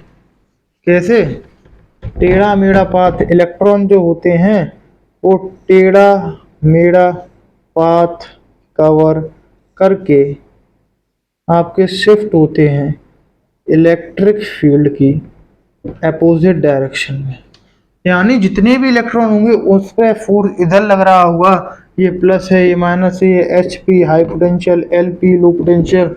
इलेक्ट्रिक फील्ड के अपोजिट डायरेक्शन में सारे इलेक्ट्रॉन इधर होंगे, यानी जो इलेक्ट्रॉन होंगे, जितने भी इलेक्ट्रॉन होंगे वो सब ऐसे टेढ़ा मेढ़ा पाथ कवर करके शिफ्ट कहाँ हो रहे होंगे, ये जो पॉजिटिव एंड है इसकी तरफ सारे शिफ्ट हो रहे होंगे। ये इलेक्ट्रॉन भी ये, पर ये इलेक्ट्रॉन वास्तव में आपको ड्रिफ्ट होते हुए कैसे दिखेंगे? ये इलेक्ट्रॉन, ये इलेक्ट्रॉन, ये इलेक्ट्रॉन ऐसे दिखेंगे, पर वास्तव में ऐसे नहीं, टेढ़ा मेढ़ा पाथ कवर करके, टेढ़ा मेढ़ा पाथ कवर करके, टेढ़ा मेढ़ा पाथ कवर करके यहाँ तक शिफ्ट होंगे, पॉजिटिव एंड की तरफ शिफ्ट होंगे। ठीक है, ये पॉइंट सुन लिया आपने। और एक बात देखिए, ये टेढ़ा मेढ़ा पाथ कवर कर रहे हैं, इनको बड़ा टाइम लगेगा, बड़ा टाइम लगेगा। ये पाथ, बहुत सारा पाथ कवर करना है इनको, बहुत सारी टक्करें होंगी इनकी। क्योंकि क्यों होंगी टक्कर, वो आगे एग्जाम्पल में देखेंगे। जो ड्रिफ्ट वेलोसिटी होती है ना, वो बहुत ही छोटी होती है। कितनी होती है? 10⁻⁴ मीटर पर सेकंड, यानी कितनी स्पीड है? ये कन्वर्ट करोगे तो 0.1 एम पर सेकंड। एक सेकंड में भैया ढंग से 1 मीटर भी नहीं चलता इलेक्ट्रॉन, 0.1 मिलीमीटर चलता है। अगर मैं आपसे कहूँ क्या, ये स्पीड मेरे को दिखानी है कितनी छोटी है, अगर आप फील करना चाहते हैं तो देखिए, मैंने ये एक कंडक्टिंग वायर लिया, कैसा है? मान लो ये है 10 मीटर का, 10 मीटर का है। एक इलेक्ट्रॉन बेटे यहाँ पर है, इलेक्ट्रॉन तो बहुत है, एक इलेक्ट्रॉन माने यहाँ पर है। ये क्या करेगा? टेढ़ा मेढ़ा पाथ कवर करेगा, ऐसे ऐसे ऐसे ऐसे, पर शिफ्ट होगा आपका पॉजिटिव एंड की तरफ। इस 10 मीटर को चलने में इस इलेक्ट्रॉन के ससर के प्राण निकल जाएंगे भैया, प्राण निकल जाएंगे, बड़ा टाइम लग जाएगा इसको। कैसे लग जाएगा सुनिए। टाइम का फॉर्मूला होता है, टाइम का फॉर्मूला होता है distance divided by speed. Distance कितनी है बेटे? डिस्टेंस कितनी है इसकी? डिस्टेंस 10 मीटर इसको कवर करनी है, 10 मीटर इसको कवर करनी है। वेलोसिटी, ड्रिफ्ट वेलोसिटी स्पीड कितनी है इसकी? 0.1 एम पर सेकंड, या फिर 10⁻⁴ मीटर पर सेकंड। तो कितना आया? 10⁻⁻, ये मीटर पर सेकंड, मीटर से मीटर उड़ गए, सेकंड ऊपर पहुंच गए तो सेकंड में आएगा। कितना आएगा? ये पॉजिटिव पावर हो जाएगी, ऊपर जाके पावर पॉजिटिव हो जाएगी, यानी 1 + 4 10⁵ सेकंड। कितनी होती है 10⁵ सेकंड? 10⁵ सेकंड कितनी है? बहुत ज़्यादा होगी लाला, बहुत ज़्यादा, बहुत ज़्यादा है हुई। कितनी? 1 घंटे में कितनी होती हैं? 3600 सेकंड। और 3600 हटा दो, मान लो इसको कन्वर्ट कर लो 3000, 3000 हटाओ 4000 कर लो, राउंड ऑफ कर लिया है। ये 4000, यानी 3 जीरो आ रहे हैं इसमें। कितने हैं इसमें जीरो? 1 2 3 4 5। इसको घंटों में कन्वर्ट करोगे तो पहले तो मिनट में करने के लिए 60 से, फिर 60 से, यानी 0 से 0, 0 से 0, 1000/36। ये आएगा लमसम आपका कुछ 27 करीब कुछ घंटे आएगा। यानी 10 मीटर से डिस्टेंस को कवर करने में सर इलेक्ट्रॉन के प्राण पखेरु उड़ जाएंगे। 27 घंटे कितना टाइम हो गया? 10 मीटर, कितनी 10 मीटर को कवर करने में। यानी हमें एक बात तो मालूम पड़ी, क्या बात मालूम पड़ी? कि इलेक्ट्रॉन बहुत ही धीरे धीरे आपका पॉजिटिव एंड की तरफ बढ़ता है। अब एग्जाम्पल की चर्चा करते हैं। एग्जाम्पल सबसे पहला एग्जाम्पल है, या क्वेश्चन कह सकते हैं, क्या है? When electron move high potential to low potential, high potential to low potential, क्या इलेक्ट्रॉन मूव करता है। High when electron move high to low potential does it mean all electron moving in the same direction. पहली बात तो electron move कैसे करेगा, ये आपका टेस्ट ले लिया मैंने। इलेक्ट्रॉन मूव करता है always low potential to high potential. जब low potential to high potential, या इसको ऐसे इधर बना लीजिए, high potential to low potential, यानी लो पोटेंशियल से हाई पोटेंशियल आपका इलेक्ट्रॉन जब मूव करता है तो क्या कह रहे हैं, does it mean all electron moving in the same direction. क्या सारे इलेक्ट्रॉन सेम डायरेक्शन में जा रहे हैं? मैंने कहा बिल्कुल नहीं। क्यों? वही चर्चा, एक वायर है, इसमें बहुत सारे इलेक्ट्रॉन हैं, बैटरिया से कनेक्ट कर दिया है, सारे इलेक्ट्रॉन क्या होंगे, इन पर फोर्स लगेगा, ये नेगेटिव है, ये पॉजिटिव है, पॉजिटिव एंड की तरफ शिफ्ट होंगे। कैसे होंगे? क्या ये ऐसे शिफ्ट होंगे, ऐसे चलेंगे ये? मैंने कहा बिल्कुल नहीं, इनकी डायरेक्शन ऐसे सेम नहीं होगी। हाँ, मैंने एक बात कही, ये सारे इलेक्ट्रॉन धीरे धीरे खिसक के पॉजिटिव एंड की तरफ ही जा रहे होंगे, पर डायरेक्शन सेम नहीं होगी। क्यों? क्योंकि मैंने अभी आपको थोड़ी देर पहले बताया, क्या इलेक्ट्रॉन हमेशा टेढ़े मेढ़े पाथ पे चलते हुए चलते हुए चलते हुए पॉजिटिव एंड की तरफ शिफ्ट होता है। हर एक इलेक्ट्रॉन टेढ़े मेढ़े पाथ पे और अलग अलग पाथ पे जाएगा, इनका पाथ कभी सेम नहीं हो सकता। यानी इलेक्ट्रॉन जब low potential to high potential जा रहे हैं तो सारे इलेक्ट्रॉन की डायरेक्शन सेम नहीं होगी, पर they all are shifting towards positive end, क्योंकि इन पे फोर्स ही लग रहा है पॉजिटिव एंड की तरफ और इनकी मंजिल है पॉजिटिव एंड की तरफ जाना, तभी तो करंट फ्लो हो पाएगा। सुनिए, तो आंसर हम दे देंगे simply no, the direction of all electron is not same but all electrons are shifted towards positive end of a conducting wire और अ कंडक्टर। आगे दूसरे एग्जाम्पल या क्वेश्चन की बात करें तो क्वेश्चन या एग्जाम्पल हमसे क्या कहना चाह रहा है और क्या हम इस एग्जाम्पल और क्वेश्चन का आंसर दे पाएंगे जो हमने अभी पढ़ा। Force is cause acceleration but acceleration acquire constant drift velocity. Question या एग्जाम्पल क्या कह रहा है, फोर्स की वजह से, फोर्स कॉज एक्सेलरेशन,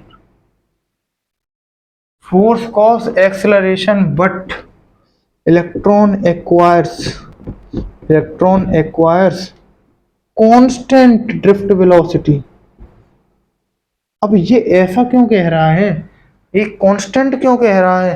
एक्सेलरेशन तो लग रहा है, एक्सेलरेशन मान लो अगर मैं कह रहा हूँ एक्सेलरेशन लग रहा है 4 मीटर पर सेकंड स्क्वायर का, इसका क्या अर्थ होता है, मेरे पे अगर 4 मीटर पर सेकंड स्क्वायर का एक्सेलरेशन लग रहा है तो इसका ये अर्थ है हर एक सेकंड में मेरी जो स्पीड है या वेलोसिटी, मैं मान लो 4 मीटर पर सेकंड से चल रहा हूं तो एक सेकंड के बाद मेरी स्पीड कितनी हो जाएगी, एक सेकंड के बाद मेरी स्पीड कितनी बढ़ जाएगी, 4 मीटर पर सेकंड और बढ़ जाएगी। यानी ये क्या कह रहा है, ये कह रहा है 4 मीटर पर सेकंड, इसे कह रहा है 4 मीटर पर सेकंड, ऐसे कह रहा है। यानी मेरी वेलोसिटी हर एक सेकंड में 4 मीटर पर सेकंड से बढ़ती जाएगी। मैं अभी 4 मीटर पर सेकंड से ऐसे ऐसे ऐसे चल रहा हूँ तो एक सेकंड बाद क्या होगा, 4 की डबल, यानी 4 मीटर से 4 मीटर से पर सेकंड और बढ़ गई, यानी 8 मीटर पर सेकंड से जल्दी जल्दी दौड़ने लगूंगा ऐसे करके। यानी हर एक सेकंड में मेरी स्पीड 4 मीटर पर सेकंड से बढ़ेगी। पहले 4 थी तो एक सेकंड बाद कितनी हो जाएगी, 8, 2 सेकंड बाद कितनी हो जाएगी, 8 में 4 और जोड़ दीजिए 12। यानी एक्सेलरेशन है तो स्पीड तो बढ़नी चाहिए, और क्वेश्चन में क्या कह रहा है, कांस्टेंट वेलोसिटी, ड्रिफ्ट वेलोसिटी। पागल हो गया है क्या ये क्वेश्चन वाला? मैंने कहा बिल्कुल नहीं, इसके पीछे बड़ा सटीक रीजन है, इतना अच्छा रीजन है, सुनिए, फील करिए उसको। रीजन ये है, हमें पता है क्या पता है, कोई भी तीसमार खान कितनी भी स्पीड से चल रहा हो, अगर किसी में टकरा गया उसकी स्पीड कुछ ना कुछ तो कम होगी। क्या होता है कि इसमें पॉजिटिव आयंस बड़े बहुत सारे भरे होते हैं, इलेक्ट्रॉन्स भरे होते हैं। जब इलेक्ट्रॉन्स इन पे जब इलेक्ट्रिक फील्ड की वजह से इन पे जब इलेक्ट्रिक फील्ड की वजह से एक फोर्स लगता है, इन पे एक फोर्स लगता है, तो एक्सेलरेशन प्रोड्यूस होता है। जैसे ही ये एक्सेलरेशन जैसे ये एक्सेलरेशन एक्वायर करते हैं, इनकी वेलोसिटी बढ़ने ही वाली होती है, जब तक भैया इलेक्ट्रॉन किसी से टकरा जाता है। इलेक्ट्रॉन माथे पे हाथ रखता है, बोलता है आज मेरी स्पीड बढ़ते बढ़ते रह गई। यानी ये इलेक्ट्रॉन जैसी इसकी स्पीड, ये स्पीड बढ़ाने ही वाला था अगले सेकंड में, उसी मोमेंट पे ये किसी से टकरा गया, इसने अपनी स्पीड खो दी। अब क्या स्पीड खो दी एक बार तो ये मूव नहीं करेगा? मैंने कहा क्यों नहीं करेगा, इलेक्ट्रिक फील्ड तो अभी भी है, फोर्स अभी भी लगेगा, ये फिर से इस पे एक्सेलरेशन या फोर्स लगेगा, इसकी स्पीड होगी। ये जैसे ही अगले सेकंड में फिर से दूसरे सेकंड में जैसे ही स्पीड गेन करने वाला होगा, एक्सेलरेशन की वजह से इसकी स्पीड बढ़ने वाली होगी, तब तक ससुरा फिर टकरा जाएगा, माथे पे हाथ रखेगा, ऐसे करके बोलेगा नसीब ही खराब है। कितनी टक्कर होती है। तो एक इलेक्ट्रॉन जो होता है, the electron is colliding again and again and loses its additional velocity due to acceleration. That's why electron acquire constant drift velocity after experience of force or acceleration. यानी हमें एक बात समझ में आई, एक्सेलरेशन लगता है, एक्सेलरेशन कांस्टेंट होता है, एक्सेलरेशन कांस्टेंट स्पीड से वेलोसिटी बढ़ाएगा, पर वेलोसिटी जैसे ही बढ़ने वाली होती है, कोलाइजन होते रहते हैं, तो इलेक्ट्रॉन अपनी जो एनर्जी है, स्पीड है अपनी, उसको लूज करता रहता है बार बार। इसलिए आपका जो इलेक्ट्रॉन है वो कांस्टेंट ड्रिफ्ट वेलोसिटी से आगे बढ़ता है। बात कर रहे हैं तीसरे एग्जाम्पल की।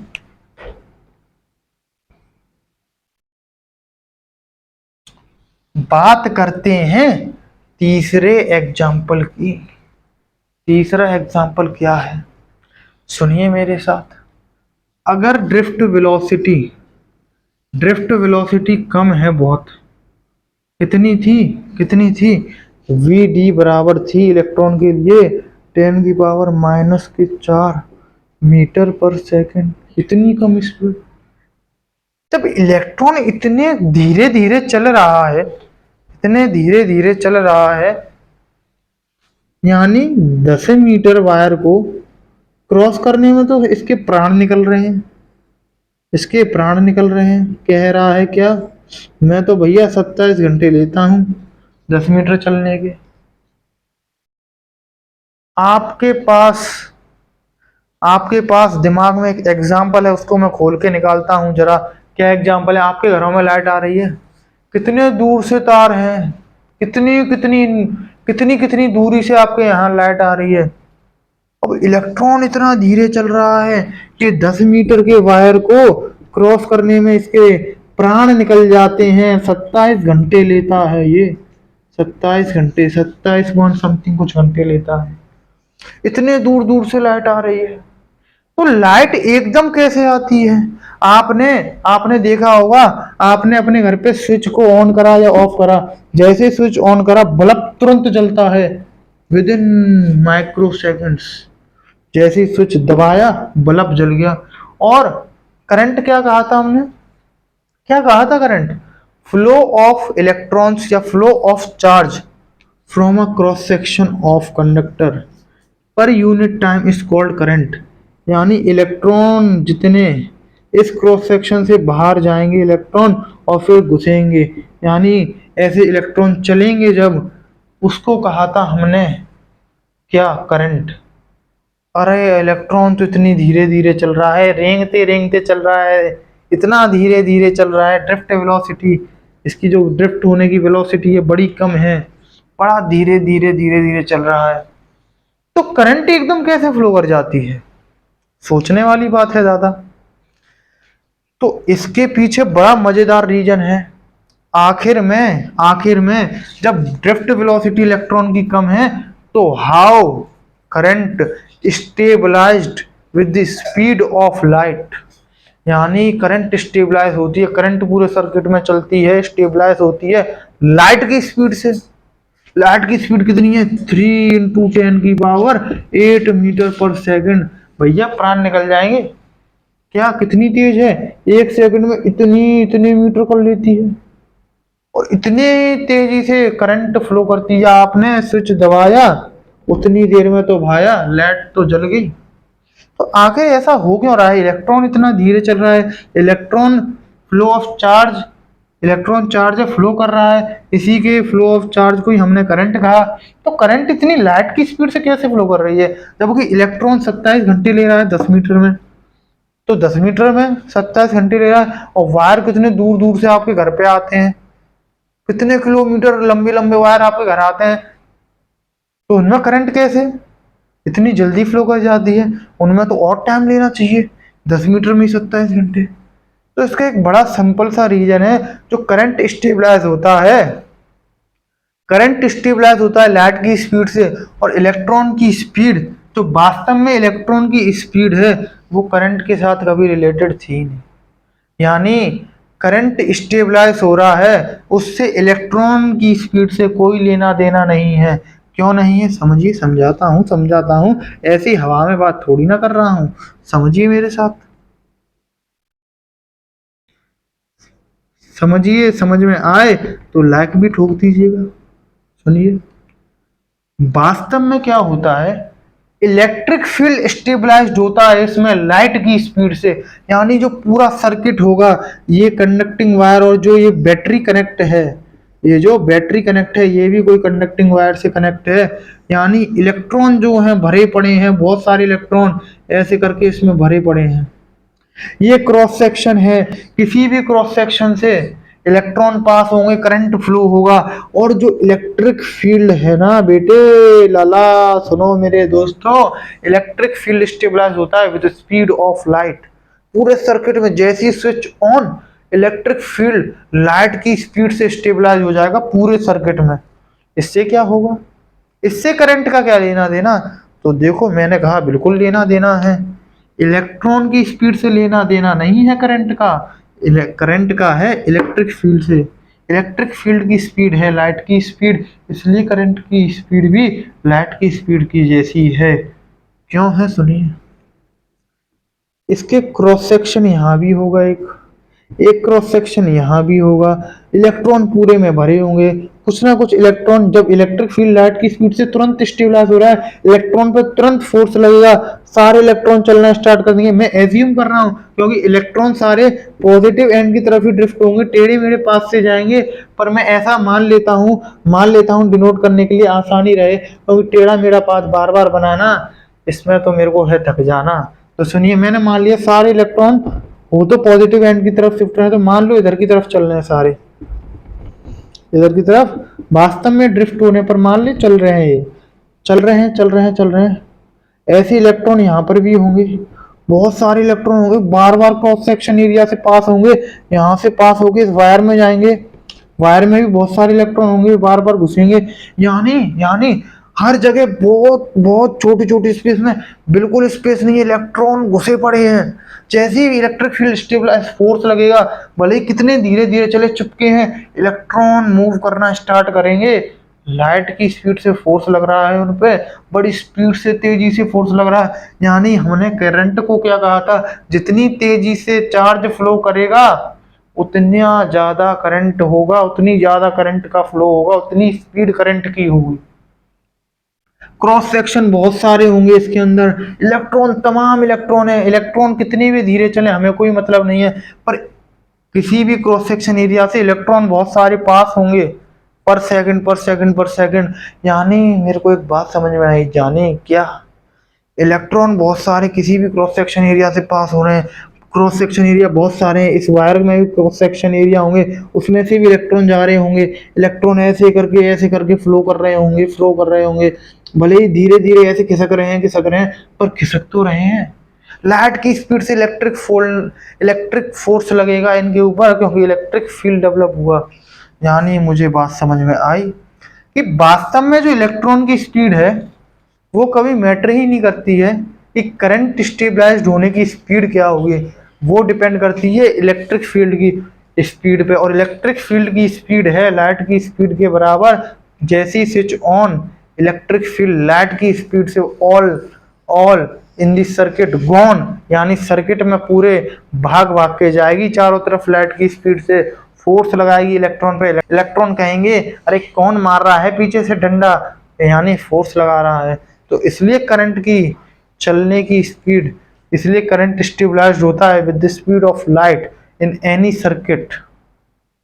आई होप ये रीजन बड़ा कर्री तरीके से, बड़ा अच्छी तरीके से, बड़ा बेहतरीन तरीके से मैं आपको समझा पाया हूँ। तो लाइक ठोकना ना भूलिए, इतना तो मेरा हक बनता है। इसको रफ करते हैं, आगे सुनते हैं। बस एक लास्ट एग्जाम्पल रह गया है, उसको सुनिए, लेक्चर खत्म करता हूं यहीं पर, ये टॉपिक भी खत्म हो जाएगा। लास्ट एग्जाम्पल ये है हमारा लास्ट एग्जाम्पल। ये कोई कंडक्टिंग वायर है, सिमिलरली एक और कंडक्टिंग वायर है। क्या आप मेरे को बता सकते हैं अगर मैं इसे कनेक्ट कर दूं किसी भी बटरिया से कनेक्ट कर दूं और इसको कनेक्ट ना करूं, तो जो इसमें इलेक्ट्रॉन होंगे राजा, इलेक्ट्रॉन चल रहे होंगे, इलेक्ट्रॉन का पाथ कैसा होगा दोनों में। ये इलेक्ट्रॉन है, मान लीजिए ऐसे ऐसे ऐसे चला, इसमें इलेक्ट्रॉन कैसे चलेगा? इसमें इलेक्ट्रॉन क्या ऐसे चलेगा? नहीं नहीं नहीं, ऐसे नहीं चलेगा।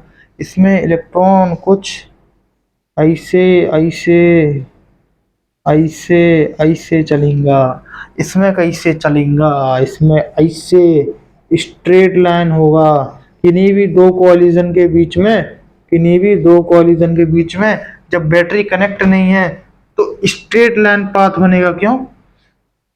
क्यों बनेगा? और किसी भी बैटरी कनेक्ट है तो कर्व क्यों बनना है? यानी मुझे एक बात समझ में आई क्या? बैटरी कनेक्ट है तो किन्हीं भी दो कोलाजन के बीच में जो पाथ है वो कर्व है। बैटरी कनेक्ट नहीं है तो किन्हीं भी दो कोलाजन के बीच में पाथ है वो स्ट्रेट लाइन है। आखिरकार क्यों? तो बड़ा सिंपल रीजन है, काइनेटिक एनर्जी गेन करेगा, एक स्पीड होगी, इसमें काइनेटिक एनर्जी भी गेन करेगा, यू स्पीड भी होगी। इसमें इलेक्ट्रिक फील्ड है, फोर्स लगेगा, एक्सेलरेशन लगेगा, ड्रिफ्ट वेलोसिटी भी प्रोड्यूस होगी, यानी एक और वेलोसिटी होगी वीडी, यानी कुछ वेलोसिटी इसकी होगी यू डैश। पहले थी यू, अब है यू डैश, यानी दोनों वैल्यू में यहाँ पर एक ही वेलोसिटी है, यहाँ दो वेलोसिटी है। तो इलेक्ट्रॉन यहाँ दो वेलोसिटी से चल रहा है तो इसका जो पाथ है वो स्ट्रेट लाइन नहीं होगा। आपने देखा होगा, ये पॉइंट तो अगर आपको समझ में आ गया, इसका एग्जांपल सुनिए। जब नाव तैरती है किसी भी नदी में तो उसमें एक आदमी होता है, वो चप्पू चला रहा होता है। वो क्या करता है? नाव को सीधे ले जाने की कोशिश करता है, पर क्या होता है, मान लो नाव चल रही है ऐसे, पानी बह रहा है ऐसे, तो नाव क्या होगी, इस तरफ थोड़ा सा इस तरफ जाने की, पर ये हमें दिखता नहीं है, इतना दिखता नहीं है। पर नाव क्या होती है, वास्तव में नाव अपनी जो स्पीड है और जो नदी का बहाव है उसकी वजह से सीधी नहीं चलती, थोड़ी सी तिरछी चलने लगती है। यानी उस केस में क्या होता है, एक तो नाव की स्पीड, एक बहाव की स्पीड तो तिरछी। ऐसी इसमें भी दो स्पीड है, एक काइनेटिक एनर्जी की वजह से स्पीड जो थर्मल स्पीड है, और एक ड्रिफ्ट वेलोसिटी जो इलेक्ट्रिक फील्ड की वजह से है। इसलिए जो पाथ है वो तिरछा है, कर्व है, और इसमें सिर्फ एक वेलोसिटी है। यानी अब जो पानी है वो ठहरा हुआ है, चप्पू चलाया जा रहा है तो सीधे जाएगा, पानी उस पर कोई बहाव नहीं लगाएगा। तो आई होप ये बड़ा अच्छे एग्जाम्पल से मैंने समझाया और आपको भी समझ में आया। प्लीज सब्सक्राइब कर दीजिएगा चैनल को। और ये लेक्चर आज यहीं पर खत्म करते हैं। मैं भी थक चुका हूं, पर आप मत थकिएगा। मैं भी अगले लेक्चर में जोश के साथ आऊंगा, इसी तरीके से मजे से आपको पढ़ाऊंगा। तो मिलते हैं अगले लेक्चर नंबर 4 में। Till then ta-ta bye bye.